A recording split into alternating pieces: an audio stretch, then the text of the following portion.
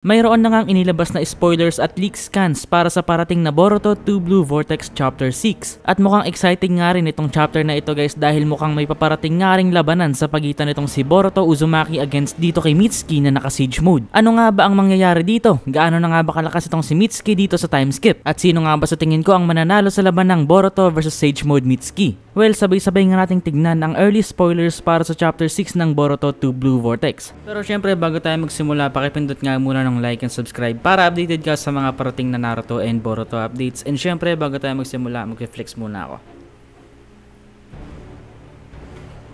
So meron nga tayong isang buong leaked panel / page dito na mula nga sa raw version ng Chapter 6 ng Boruto 2 Blue Vortex. At obviously nga dahil raw version pa nga ito at ito pa nga lang yung pinakaunang leaked scan as of this time 1 AM January 15, gagamitan ko nga muna ng Google Image Translation itong panel na ito para at least maintindihan nga natin at least magkaroon tayo ng basic translation upang maintindihan natin yung gustong iparating ng bawat panel. So sa unang image nga ng panel na ito ay makikita nga natin dito si Boruto na medyo nabigla nga rin dito sa pagdating dito ni Mitsuki matapos nga ang mahigpit na reunion at yakapan nilang dalawa ni Sarada na nakita nga natin sa previous chapter. Kasunod nga niyan ito na nga yung menacing na itsura nga dito ni Mitsuki na kung saan makikita nga natin dito na naka-activate nga yung Snake Sage mode dito ni Mitsuki. At base nga sa Google Translation guys ay mukhang sinabi nga dito ni Mitsuki yung katagang, "Finally, at last nagkita na ulit tayo Boruto. I've been waiting all this time." Matagal na nga doon niyang inaantay na magbalik muli si Boruto sa Konoha. Isa nga sa katanungan ng maraming fans ng Boruto sa kasalukuyan dito sa Boruto Timeskip yung tanong na bakit nga daw ba dito sa Boruto 2 Blue Vortex matindi yung galit o hatred ni Mitsuki towards kay Boruto. Well, alam kong alam nyo na din naman ito pero i-explain ko pa rin para ma-refresh nga yung utak nyo. So di ba nga matatandaan naman natin na mula una pa lamang na naging magkakilala at magkaibigan itong si Boruto at Mitsuki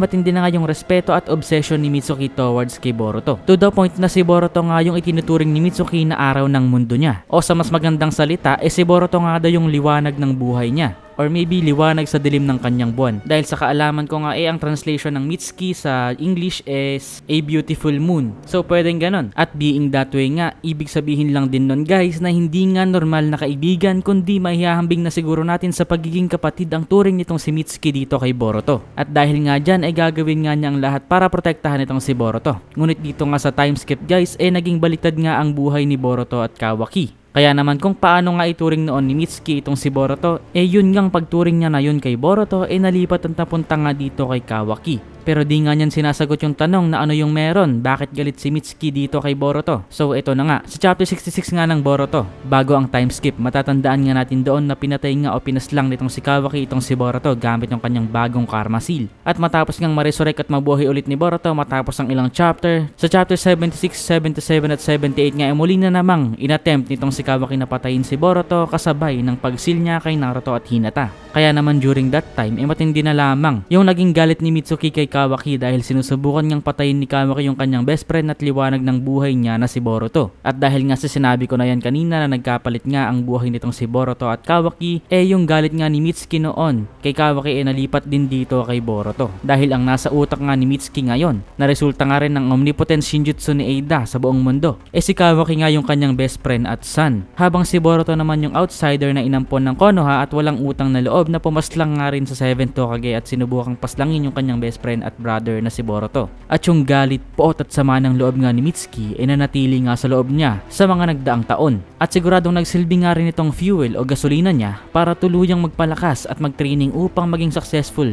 at magawa niyang matalo at mapaslang itong si Boruto once na muli silang magtagpo. At dito nga sa spoiler panels na ito guys dumating na nga yung moment na pinaghahandaan ni Mitsuki matapos ang 3 taon. So sa lower panels nga makikita natin dito si Sarada na sinusubukan pang pakalmahin si Mitsuki at kausapin at sabihin ng tunay na katotohanan. Pero at this point nga clouded na ng hatred at galit ang utak ni Mitsuki to the point na hindi na nga niya kayang kontrolin yung kanyang galit at gusto na nga lang niya itong ilabas dito kay Boruto. Kaya nga ang binanggit dito ni Mitsuki move away Sarada. The way I am now, I can't control it. Baka madamay ka pa. Sorry guys, wala pa kasing proper translation itong panels dito. So sagutin na nga natin yung tanong na maglalaban nga ba si Boruto at Mitsuki? Most likely, oo. Dahil mukhang hindi rin naman madadala sa pakikipag-usap itong si Mitsuki. At ang best way lang siguro para makipag-communicate sa kanya ay through battle or fighting. Pwedeng sa laban nga na ito maiparealize ni Boruto kay Mitsuki na may mali nga sa katotohanan nakatanim sa utak niya. Medyo malayo pero ganito rin kasi guys yung ginawa noon ni Naruto at Sasuke sa laban nila sa Final Valley, diba? Doon sila nag-usap sa kanilang pakikipaglaban sa isa't isa.